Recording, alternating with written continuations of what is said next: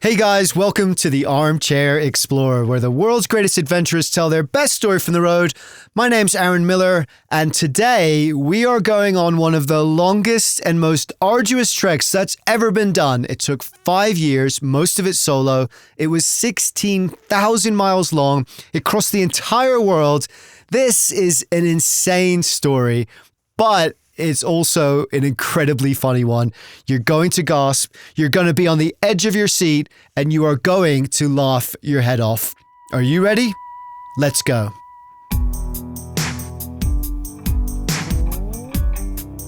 Taking us on this adventure is Arjun Bhogal. He set out from Cardiff, Wales in the UK with the goal of walking to Cardiff, New South Wales in Australia. He did it to raise money and awareness for water aid. Millions of people around the world have little or no access to clean water and have to walk miles in incredibly difficult conditions, often every single day, just to get enough water to survive. He called this project the Borderwalk because these issues have no borders. They affect us all, and we are all part of the solution. And you can find out more about the project at arjunbhogal.co.uk. That's spelled ARJUNBHOGAL.co.uk, and you can connect with Arjun on Twitter at ASBogal. Arjun began with his friend Kieran in 2012. They thought it would be a 3-year, 2-man journey, but it turned into a 5-year, mostly 1-man journey, and one of the most difficult treks ever attempted. And what makes it so brilliant is that Arjun is not an extreme athlete or hardcore outdoorist at all. When he started, he barely had any outdoors experience or hiking experience. It was a preposterous notion, but he made it happen. Not through physical endurance, though there was, of course, a lot of that. He made it happen through mental toughness, through a relentlessly optimistic, fun, and open spirit that saw him make friends everywhere he went and survive near-death experiences that would have sent most of us running home with our tail between our legs. You're going to like this one. But before we set off, remember, exciting news! If you like this show and you think your friends might too, then you can win a $100 Amazon gift voucher and an exclusive Armchair Explorer t-shirt that even I don't have. All you need to do is go to refer.fm/armchair-explorer, type in your email, you'll get sent a link, and then all you need to do is share that with your friends and family. When they click it and subscribe, you will automatically get 1 referral. You don't have to do anything. It's automatically put to your name, and every referral is like a raffle ticket to win that $100 gift card. The more referrals, the more raffle tickets you get, the bigger the chance you'll have of winning. If you get 10 referrals, you'll get that t-shirt too. It's super simple. We'll do the draw once a month for the next couple of months so you can keep playing too. That link again is refer.fm/armchair-explorer. It's in the show notes too, so you can click on it right now. Literally go back to the episode page on whatever player you're using, click that link and get set up while you listen to this episode. It literally takes 2 minutes, and I really appreciate you helping to spread the word. Please also, let's connect on social and hang out at Armchair Explorer Podcast. You can sign up to the newsletter at armchair-explorer.com. And if you're feeling particularly generous, become a patron of the show for as little as $3 a month with a bunch of benefits added in. Details for all of this are on the website and the show notes too. But for now, get ready, strap on your boots, because we are about to walk across the world. We found out about a charity called Water Aid at a university, and we were reading about like families having to walk like tens of kilometers a day to get clean and safe water for them and their family. And I think maybe it must have been like maybe a week later, we were in the kitchen just discussing people that had kind of traveled around the world. And in my head, I kind of put it two and two together with Water Aid and was wondering like what it would be like to walk around the world. So we ended up giving it a bit of a Google in the kitchen of our uni house. And it turns out there's this one guy in the 60s who had tried it. He did it with his brother, but then apparently like his brother got shot and killed in Afghanistan. And then so he took his brother home to be buried, went back to Afghanistan and carried on from there. And we were just like, oh my God. And we were like, wonder what he's doing now. So we like emailed him and we told him, oh, we kind of thinking about maybe walking around the world. And he was like the most American like kind of response you get. You can do it, man. But I think we were like, being that age, we were kind of really naive to the fact of like anything could go wrong. Like some of the sponsors wanted routes and like other things and information about places we were going to, and we were just like, yeah, we'll just go this way and we'll do this. And we just like, kind of Google mapped it like freehand, and then we were just like, oh, but this is going on in this country. But we'll be fine. We'll figure it out when we get there. So like there was a certain kind of element just of like naivety to the whole thing, where we were just like, it'll work out, it'll be fine. Like, look, if I were to do it again now, I'd be like, what are you thinking? And that is the brilliant thing about this story. He really had no idea what he was doing. No plan, no map, no experience. He was just winging it. Yeah, that's right. Walking across the entire world, winging it. And that realization, how utterly unprepared he was, didn't kick in until, about 5 minutes after he started. By the end of the year, we were outside Cardiff Castle going, all right, we're leaving now. And it was like the beginning of April, and like we'd had all these companies come on board, and we were just like, oh, now we have to do it. It was such a surreal thing. We were just there with our rucksacks day one. We leave like hugging our family, going, all right, we'll see you. And then we walk around the corner and we're just like, this bag is really heavy. I need to take it off. Behind this stone wall, we just like take our bags off and sit down and go, we've done like 500 meters. What is going on? We have to do, at the time we thought it was going to be 3 years. We're like, we have to do 3 years of this. Can't even do 20 minutes. And we're like, oh God, all right, put them back on, off we go. And then we walked to our friend's house for the first night to go stay. But after that, it was a breeze. Well, sort of. Physically, it was brutal. He wasn't, in his own words, particularly outdoorsy. He hadn't done that much but hiking before. Yeah, they were covered in blisters, their legs were in agony, they couldn't even lift their arms at the end of the day. But on the other hand, they discovered couch surfing, and so they barely had to pitch a tent. They were just crashing at people's houses, having a laugh. He says, as a kind of side note theme of Borderwalk, that he ended up drunk in a lot of strangers' houses. And it was like that, drinking, laughing, slowly adjusting to the physical demands of 20 plus miles a day with heavy packs, that they made their way from Cardiff down to the southern coast of England, crossed the Channel into France, then Belgium, Holland, and into Poland. Things were going great until they weren't. Europe was kind of like a relative oasis to the rest of like what we ended up going through. There was like one incident in Poland where we ended up having our stuff stolen, but like I say that was our fault. Like, if you see a whole bunch of stuff on the side of the street and nobody's there with it, then you're gonna get a bit curious. But like, it ended up being like this. The Polish police officer was like, "This is an international case. We will solve this." And we were like, "Fucking cheers, man! This is great." And by the end of the day, they had all of our stuff back. Some guy just picked it up from the side of the street because we went into a restaurant in the gas station to like go charge our stuff and like, you know, download podcasts and music and stuff to listen to. And he had just, meanwhile, just taken our stuff and loaded it on a truck and just left. But we made the news and everything, and like we got emails from everybody in the country going, "Hey, if you're gonna go into this city, visit me, stay with me. I just want your experience of Poland to be a great experience." And we were like, "Cheers, man, that's really nice of you." Like, everybody there was so friendly, and yeah, it was crazy. He's such a nice guy. It's ridiculous. Even when he gets all his worldly possessions stolen, he puts that on him, not the thief who was just being curious. And then somehow he turns it round to becoming a minor Polish celebrity. And this is a theme throughout the whole trip. You get back what you put in. How you see people is how they see you. If you see danger and threats everywhere, people see that danger in you. If you can laugh and see the goodness in people, even the thief who steals your bag, then the world will see that goodness in you and welcome you with open arms. And as we'll see, it was that spirit, that special kind of mental toughness that would see Arjun through far more challenging situations than this. The world, he says, is 99.99% filled with amazingly kind and generous people. But this was the easy part. It was about to get hard, really hard, and it started with the desert.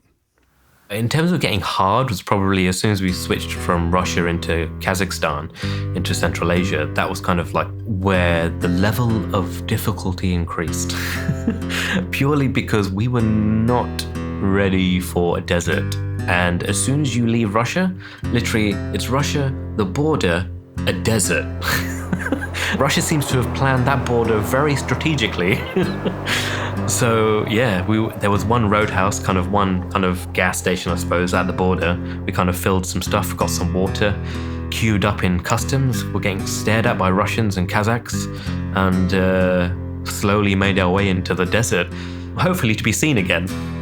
He was entering the Kazakh steppe, a vast arid region of sparse grassland and shrub that extends more than 1,300 miles from the Caspian Sea to the Altai Mountains. And because of unlucky timing and somewhat lackadaisical planning, they would be crossing it in summer, with temperatures at their peak reaching more than 110 degrees. They suffered dysentery. They didn't shower for 3 months. They had to walk hundreds of miles between towns, pulling all they had with them. They ran out of water. They nearly died. They were thirsty the entire time, which, Arjun says, connected him in some ways to the whole reason of why they were doing this.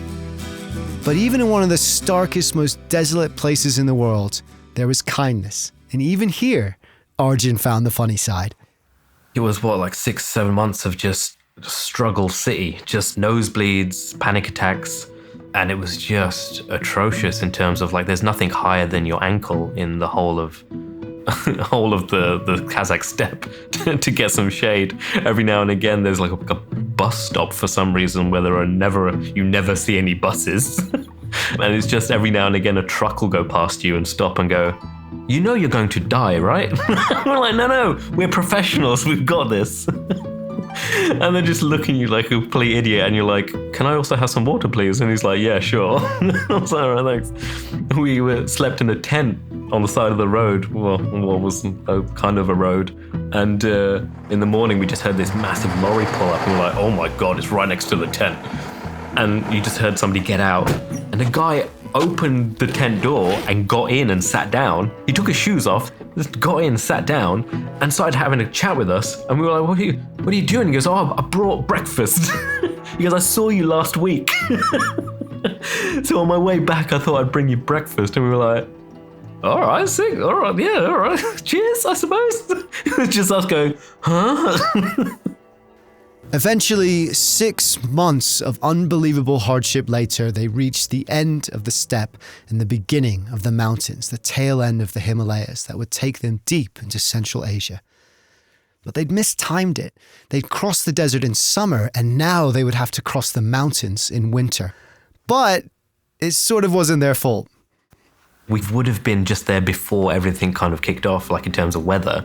Before it was snowing and everything like that, I would have been there before the winter time, but it was just because we ended up jail and all the visas and stuff like that. It kind of ended up prolonging the stay in Kyrgyzstan. We're in Bishkek, in the capital city, Kyrgyzstan, and we're trying to get our visas for India and Pakistan because they're the hardest visas that we were looking at to try and get, and they would take the longest. And then we got to the city, and then we had some interactions with police officers, and they were like, "Where are your papers?" And we were like, "Oh, they're at the embassy to getting our visas, but we have a passport copy." And they would just look at us like we're idiots, and they were like, "All right, well, come with us." And then they kind of ended up interrogating us for the whole day. One of them asking us if we were MI6 and random stuff like this. And it just got to the point where they're like, "Right, we're going to hold you until we can get your passports." And we were just like, "Oh, okay, so you're going to put us in a different hostel." That's what we thought at the time. They drove us to this building and ushered us in and got processed and everything, and entered into this kind of courtyard area full of other buildings, and we got taken into this other building. We were like, "All right, well, it doesn't look like they're putting us in a hostel, but maybe they're putting us in our own room." And we followed this guy up these stairs and through these metal doors, and everything's clanking, and you can hear everybody around, and you can hear people fighting or people laughing or joking and stuff and talking. And then he opens this door. Number 3 is the door. He opens it, and in the room is just darkness with this one window, to the frosted window to the outside, maybe 2 foot by 1 foot window. and 18 other men sitting on the floor. And I'm just, oh, great, all right. And at that moment, you're just like, oh, wow, okay, so, all right, it's not what I thought at all. What do we do now? So, all right, we go in, we sit in. It was like a 3 meter by 3 meter room in the dark with one frosted window, a hole in the corner of the floor as a toilet, and 18 other men sat around with us, and we just had to kind of pick a spot and sit on the floor. You get one meal a day, and you get like a watery soup and some bread, and then you get put back in the room, and you get to go outside for 10 minutes and walk in a circle where we just kept asking them if they could call the embassy, and they were just like, They would like strip search us, and then we were part of a lineup. And I was like, if somebody picks the one Indian guy and the one white guy, we're screwed, because how'd you get that wrong? We're the only two in the building. You can just imagine poor old Arjun and his mate Kieran standing in a Kyrgyzstani lineup and just being like, what the hell am I doing here? No one in this lineup looks anything like me. Half of him must have been thinking, I'm screwed, and the other half, knowing him, was probably giggling uncontrollably. He says his first thought walking into that prison cell with 18 hardened Kyrgyzstani criminals was, this is gonna make a great blog post, but you get back what you put in, and he ended up, as he says, playing the British card, hamming up the accent and making friends with everyone. But it wasn't easy. He was there about a week, walking circles in the day, shivering at night, until eventually a woman from the embassy turned up and rescued them. After that, most people would call it a day. The gravity of the situation, the lack of planning, must have dawned on them. And in fact, his walking buddy Kieran did call it a day. He'd had enough. He was very sensibly, to be fair, going home. Not Arjun. He carried on, and that meant from now on, he would be on his own.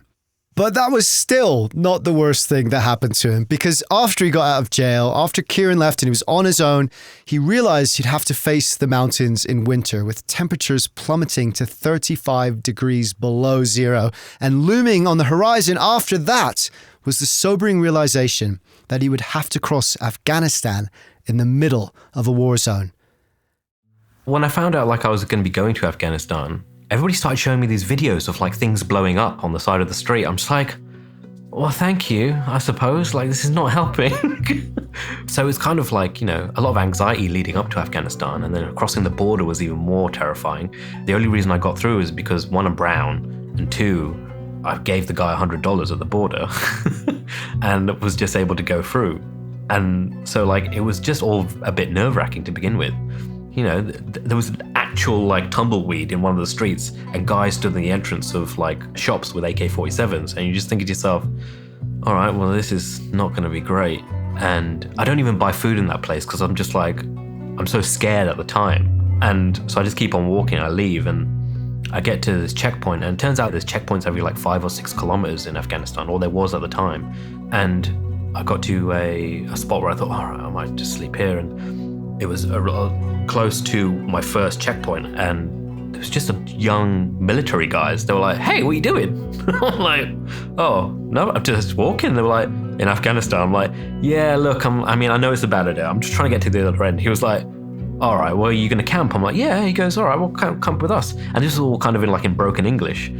And I'm like, all right, cool. So I went into the military checkpoint with him, and he was like, right, you can sleep here. They had rooms of bunk beds and stuff. They were literally, they were Afghan military, and they were maybe in their 20s, and they were just hanging out with the guys. We just kind of had some drinks. They fed me, and he was like, do you want to sleep inside or outside? And I was like, well, you're really nice, but I've never met you guys before, so I'm probably going to sleep outside in my tent. He was like, yeah, that's fine. In my bivvy. So he was like, all right, that's fine. You can sleep up on the top of the sand pit next to the turret. I'm like, all right. So we climb up the sandbags to the side of the entrance to the checkpoint, and he says, all right, you can sleep here. And there's just a guy on a turret gun sat next to me. He goes, don't worry, no Taliban here. I was like, okay, cool. And it's lucky they did, because aside from the Taliban, mines, stray bullets, things you don't want to have to contend with while camping, there's something else he hadn't even thought of. in the morning when I was leaving, they cut a stick for me because they're like, have you seen any dogs yet? I'm like, excuse me? He goes, yeah, Afghan dogs are terrifying. I was like, what do you mean? He was like, oh, they're like fighting dogs, so their necks are like this big and their heads are this small. I was like, oh God. He was like, don't worry, we'll get you a stick. So he like cut a stick off a tree and was like, started shaving it down. He goes, all right, if you see a dog, just hit it. I was like, all right, I'm probably not going to hit a dog, but yeah, all right, cool, yeah. Cheers, man, cheers, appreciate it. I started leaving and I saw my first dog. I shit you not, they're terrifying. Like, do you know how dogs like nap, like kind of like bark at you, but will stay maybe like 3 or 4 foot away from you and just bark at you, and if you come towards them, they run away. These dogs do not stop when they're running at you. They just keep coming towards your ankles, and you're just like, oh God, and you end up having to hit a dog to get away from you. It's crazy. They look like wolves, and they're just like, people own them.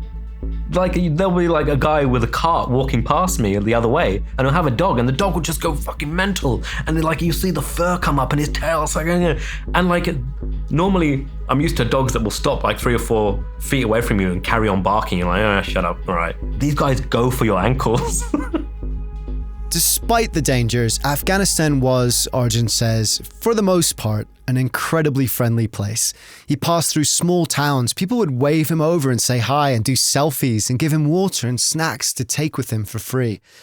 His initial feelings of anxiety slowly faded and the miles passed quickly. This wasn't nearly as bad as he thought it was going to be. Until it was. I was told to get off the streets every night, off the roads at least every night, because they just became the property of the Taliban. So that was from the guys on the first night I stayed with in Afghanistan. And I was like, all right, cool, that's fine, I can do that. So I would just get off like maybe 500 meters off the road and just kind of set up my camp. And I set up my camp in a dried up riverbed that night.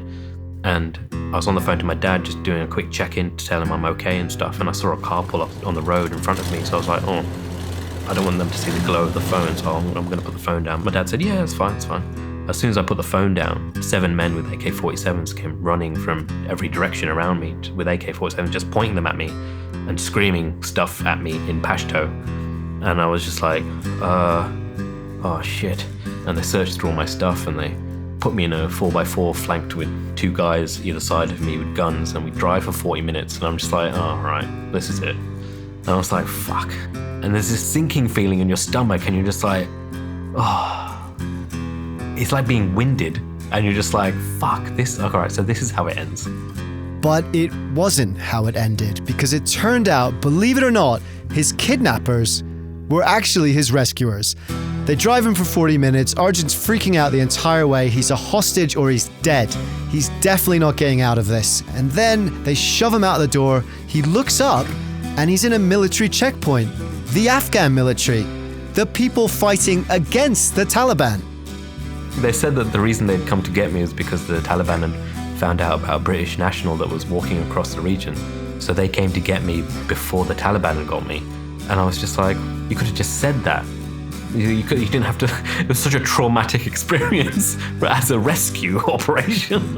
Like, you just like literally dragging me to the side of the road, putting me in a car. You could have just said, hey, all right, you're all right, mate, come with us.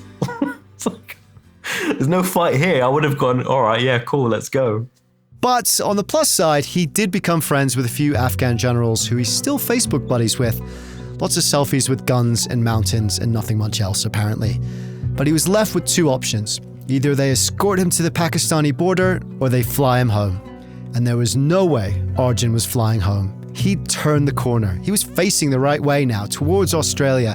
And even though he had thousands of miles to go, he knew now that whatever happened to him, he would see it through.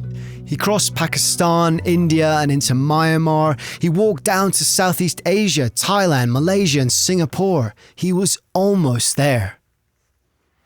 I felt like I was on the home straight. Like, one of the countries that I really love is Singapore, and it's just because, like, I got to Singapore and then I ended up being in the newspaper, and I just kind of put out there on the newspaper, I was like, anybody want to, because Singapore's not that big, it's like 30 kilometers wide, and I was like, if anybody wants to walk with me across Singapore, I'm going to spend the day walking across Singapore. And a whole gang of people joined me to walk for the day. It was awesome. It was like families reaching out to me, just random people.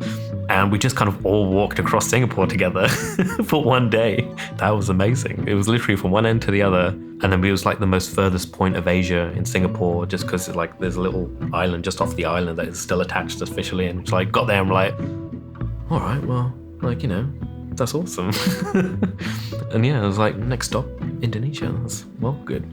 But yeah, it was such an amazing experience, like walking. And I think that's one thing that I really like about Borderwalk as well, is being able to have people join me along the way as well. So when Kieran went home, it got lonely, but like I also met a bunch of people, like the people that walked with me for like a month, 2 weeks, a week. Like sometimes it was families that would walk with me, sometimes it was just individuals. And a Welsh guy joined me. I lost a toenail after 2 weeks and decided to go home. It was so funny. He's a champion.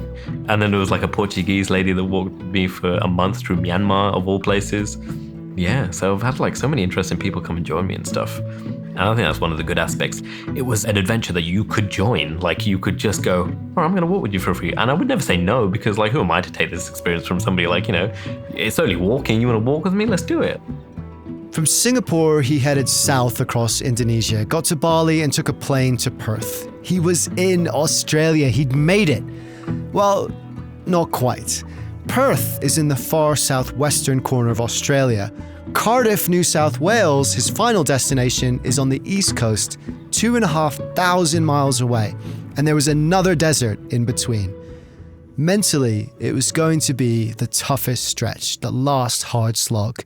His body was falling apart. He didn't know how he was going to do it. And then he got a phone call. When I got to Perth, I was there kind of held up in a hostel in Perth, just like recuperating my back and my ankle, my foot. And Kieran reached out and said that he wanted to come out. And I was like, yeah, awesome. Like let's finish this how we started. And so he came back out. And within a month, we were back off again across Australia. And it ended up taking maybe, I think it was like 6-7 months to cross Australia. Yeah, we went through like another desert and like, you know, the Nullarbor and from Perth to Cardiff, New South Wales. And that's when Kieran finished and went home. But like, I think it was just a case of like me not really wanting to give it up. It'd become like a way of life for 5 years. And so I was kind of like, I just did an extra 15K to the beach, because then I was like, oh, and then I'll just do coast to coast in Australia. I'll just keep on going. And then I would got to the city and then I would go for long walks during the day. I'm like, I've got to stop this. This is ridiculous. He kept on walking. He got to the end of a 5-year, 16,000-mile trek over some of the hardest terrain in the world, and instead of throwing his hands up the air and cheering, ripping his boots off in triumph, a primal roar of achievement echoing through the city heard for miles, he went, do you know what? I reckon I might as well do another 10 miles. And off he went to the beach. And that is what I love about Arjun, and what I love about this story too. He's just an ordinary bloke who had a crazy idea and the mental toughness and positivity to see it through against all the odds. And if he can do it, so can we. He started the Walk for WaterAid and raising awareness and money for them and the plight of millions of people around the world who don't have access to clean water. That was the point of all of this. But for him personally, it also became about something else, something incredibly important, something we all crave but sometimes forget about in the busyness of our lives. He wanted a story. I have this idea of one day having children and being able to tell them, or them coming to me and telling me that they can't do something, like whether it be physical or like educational or something. And for me to have this story where I could tell them like of two guys who came up with this stupid idea in a kitchen and through one way or another ended up actually getting it done. And I love the idea of having that story to be able to tell them and go, look, it doesn't, you don't need to be special to achieve something special, or like, it's not a case of like, you're born with it. You literally just have to work at it. And it is just a progressional thing. You just put one foot in step of the, literally in our case, one foot in front of the other, and you just keep going. I would see people on the road and stuff who would stop and like, be generous with their time and their money and their conversation and sometimes even a place to sleep for the night. But always taught me that I think given the opportunity, 99.9% of human beings are wonderful people. This journey is a journey that was stitched together by thousands of people. Like, it needed thousands of people around the world to like reach out, and without those people, it just wouldn't have been possible because I couldn't have done all those things on my own. Like, it really is just a journey made up of people that I've met along the way. Like, there's not any other greater part about this journey than the people that I met. Arjun found his story. He walked across the entire planet. He was put in jail and kidnapped. He survived deserts and dangerous dogs. But what he remembers about it, the moral of his story, what he will tell his grandchildren when they sit on his knee, is that none of it would have been possible without the kindness of the people he met along the way. You get back what you put in. Each of us, whether we know it or not, is writing our own story every day. How we live, what we do, the way we treat people, the adventures we have, the mountains we climb, the Kyrgyzstani prisons well, maybe not that. Our stories are examples to other people. So make sure, just like Arjun, you dream big, dare to do it, and make your story something worth listening to. Thank you, Arjun. Thanks for taking us on this adventure. Remember, you can connect with him, read the blog, and find out more about Borderwalk at arjunbhogal.co.uk. And you can connect with Arjun on Twitter at @asbogal. If this episode inspires you to find out more about how you can be a part of helping to provide clean water to vulnerable people all over the world, then head to wateraid.org. Water is life, and this is a fixable problem. So let's be part of that solution. Remember also, you can refer friends to the show and win prizes. Just go to refer.fm/armchair-explorer, enter your email, and share the link with your friends. It's that simple. You can win a $100 Amazon gift card. And if you get 10 friends to sign up, that exclusive Armchair Explorer t-shirt as well. I want one of those. So that's all we have time for. Thank you for listening. Thank you for being a part of this community. And remember to look for those crazy adventures wherever they may be. Go out there and write your story how you want it to be heard. Because the more we look for wonder in the world, the more the wonder of the world becomes a part of who we are. Dare to be truly alive.